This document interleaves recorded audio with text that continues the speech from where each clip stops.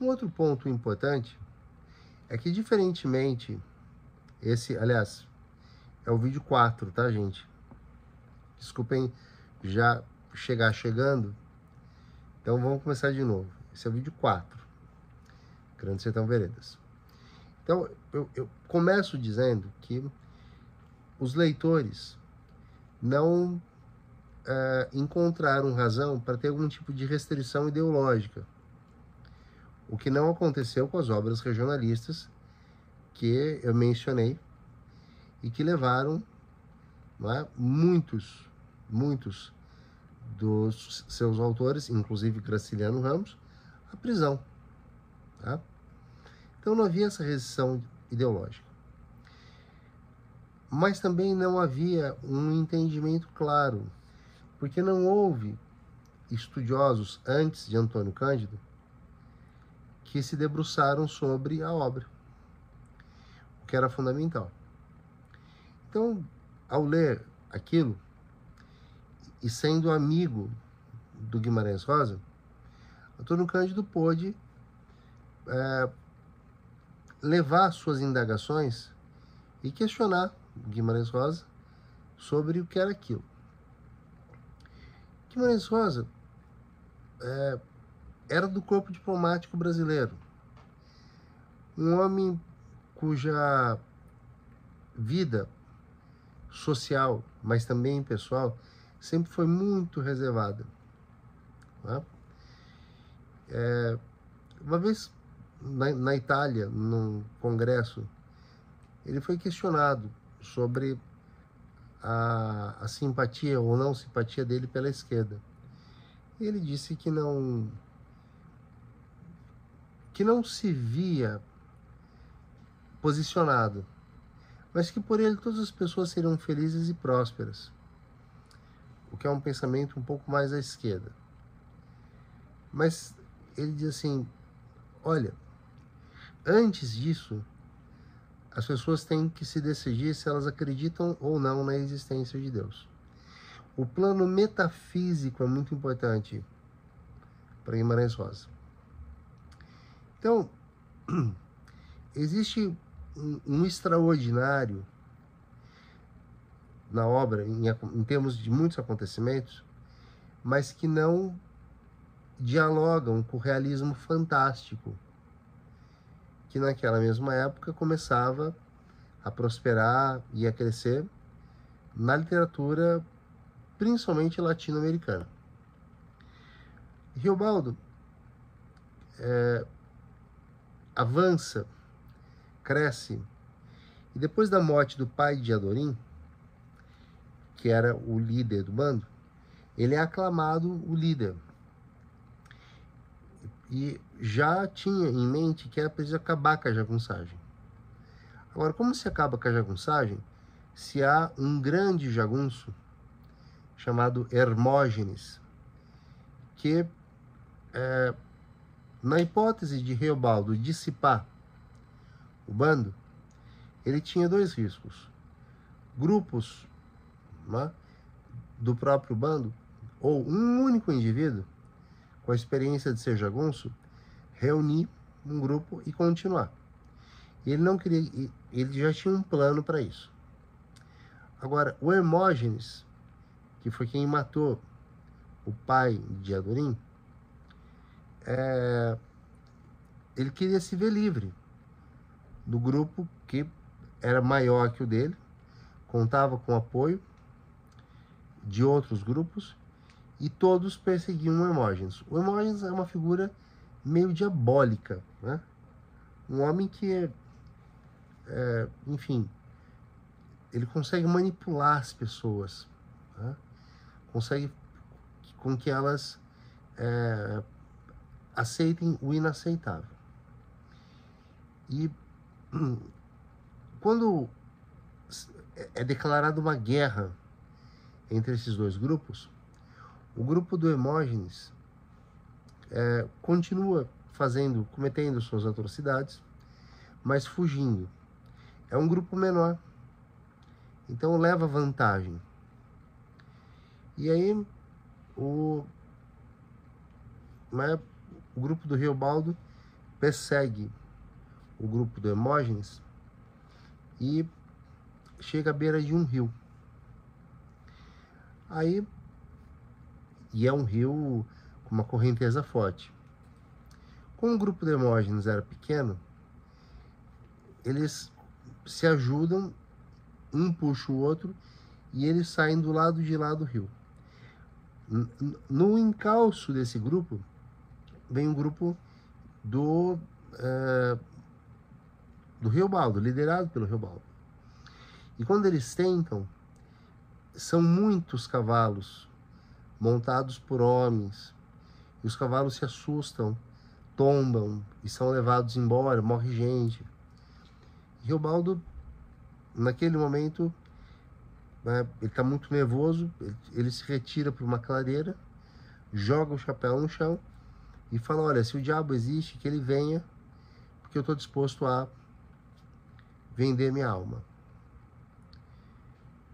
Não acontece nada, assim, nem uma folhinha balançando, nem um trovão para nada. Mas ele vendeu. Que fosse da boca para fora, pro ar, ele vendeu. Depois disso, ele fica um pouco incomodado, ou cabreiro, né, com o fato de que tudo que ele faz começa a dar certo. Até as coisas malucas. Ao ponto dele voltar ao rio, atravessar o rio com uma tranquilidade ímpar. Ímpar. É como se o cavalo nem sentisse a correnteza que está batendo nele. Então ele pensa: putz, vendi a alma. E agora? Bom, e agora, já que eu fiz tudo isso, que toque o negócio. Vou até o fim. Quando se chega à batalha do Tamanduatão, que é a batalha final entre eles, Riobaldo está tão convicto de que ele tem um corpo fechado e não vai acontecer nada com ele, que ele se coloca num lugar elevado, um lugar que ele era alvo fácil. O cavalo para, ele não desce do cavalo, e por mais que atirem nele, nenhuma bala o acerta. Mas todas as balas que ele lança acertam e matam um homem do Hermógenes. Ele não é assim, ele não desce do cavalo. Quando as balas acabam, e ainda muitos jagunços, ele usava aquela baioneta, que é a espingarda com uma seta, né, como se fosse uma mini espada na ponta. E ele vai fazendo tum, tum, tum, matando todo mundo. Até que não resta ninguém. Aí ele começa a procurar por Diadorim. Encontra Diadorim esfaqueada, o Hermógenes morto. Eles brigaram, mano a mano na faca.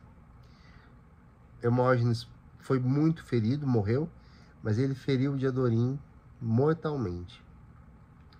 E quando o Riobaldo abraça Diadorim, com uma grande dor no coração, ele sente algo estranho. Duas protuberâncias no peito. E ele abre a camisa e vê que Diadorim era uma mulher que fora criada pelo pai como mulher, porque o pai não queria abrir mão do convívio com a filha enquanto era jagunço. E uma menina entre jagunços não ia dar muito certo. Então vejam, esse é um romance do ser e do não ser. O jagunço que é homem é mulher. O rio que era intransponível se tornou transponível. O sujeito que deveria ser atingido por balas não é. A probabilidade de balas atingirem sempre um alvo é baixa. Então, o que não deveria acontecer, acontece. Esse deslizamento constante de linguagem é fundamental para compreender Grande Sertão Veredas. No final de tudo, Reobaldo consegue, né, acabar com a jagunçagem, no campo da ficção, claro, né? Mas não tem mais o amor. Então, veja, ele passa a obra toda achando que ele ama errado, porque não era certo amar um homem e amar outro homem, não naquela concepção. Mas, no fundo, havia um engano. E aí o leitor fica pensando, mas será que ele não se apaixonou pelo homem? E a descoberta de que era mulher tiraria alguma virtude desse sentimento? Não sabemos. Ele não toca nesse assunto, né?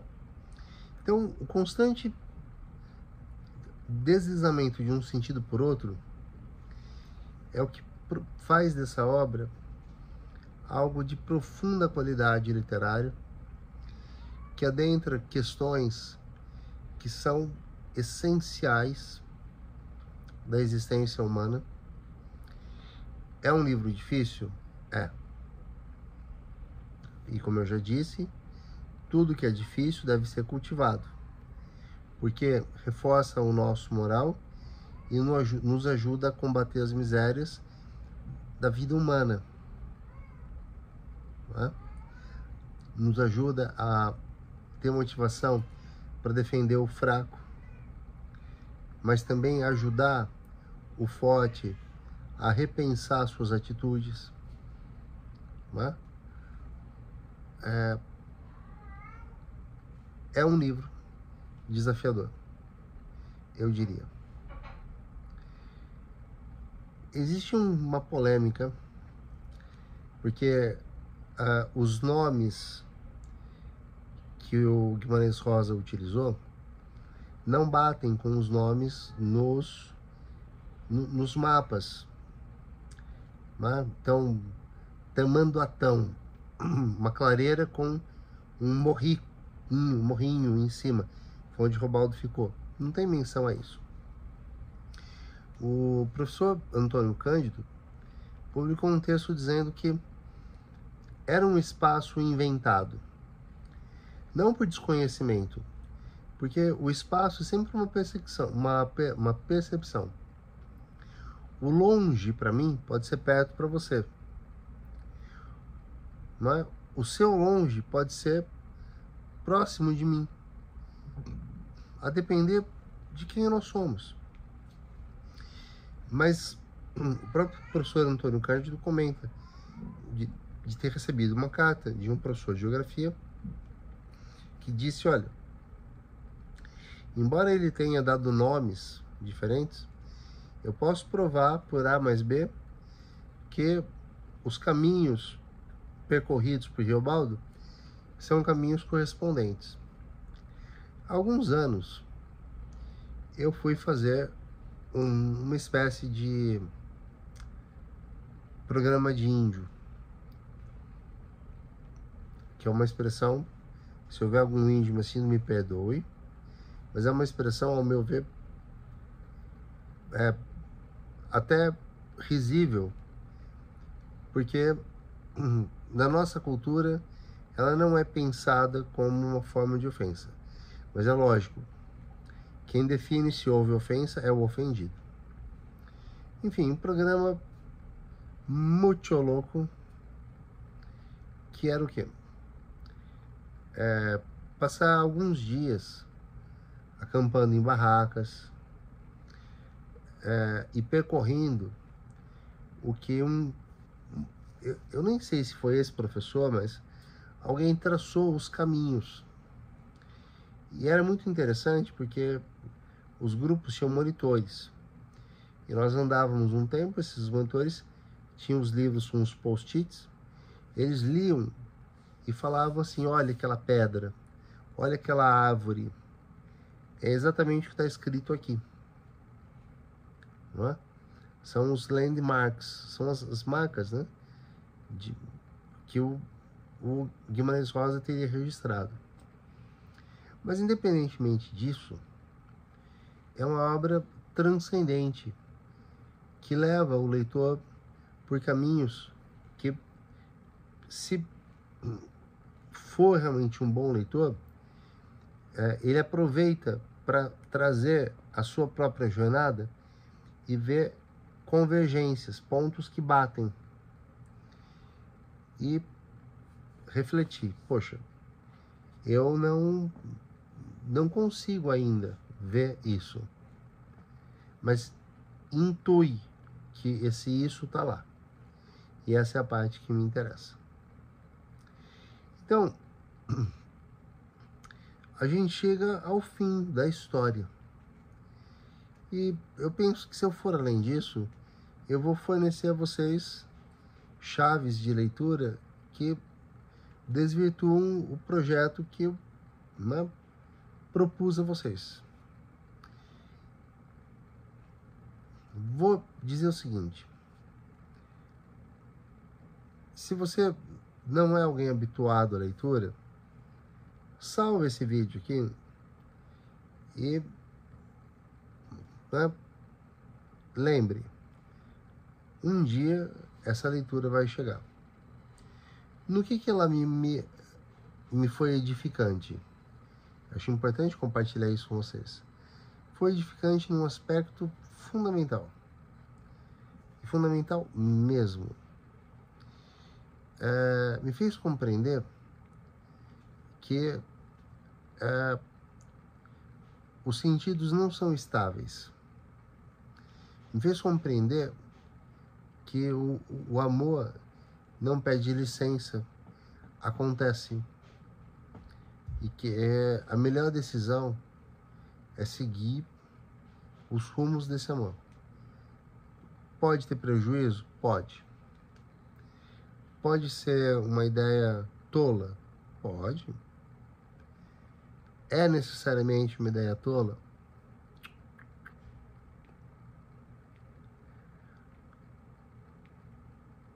Na minha idade, né, rumo aos 50 anos, eu passei por muita coisa, que não é o caso de compartilhar, porque é vida pessoal, mas compreendi algo. O amor chega, se assenta no nosso terreno da existência e simplesmente se constrói. Não proponho que nós aceitemos isso pacificamente. Não penso que uma aceitação sem crítica seja o correto. Mas a oportunidade está lá. Era sobre isso que eu queria falar com vocês. De resto, há muita chance de dar spoiler nessas histórias. Então fiquem atentos. Quando puderem, leiam. Pode ser que vocês não leiam agora até o vestibular. Leiam depois, que vai ser muito edificante para a vida de vocês. Ok? Espero que tenha ajudado.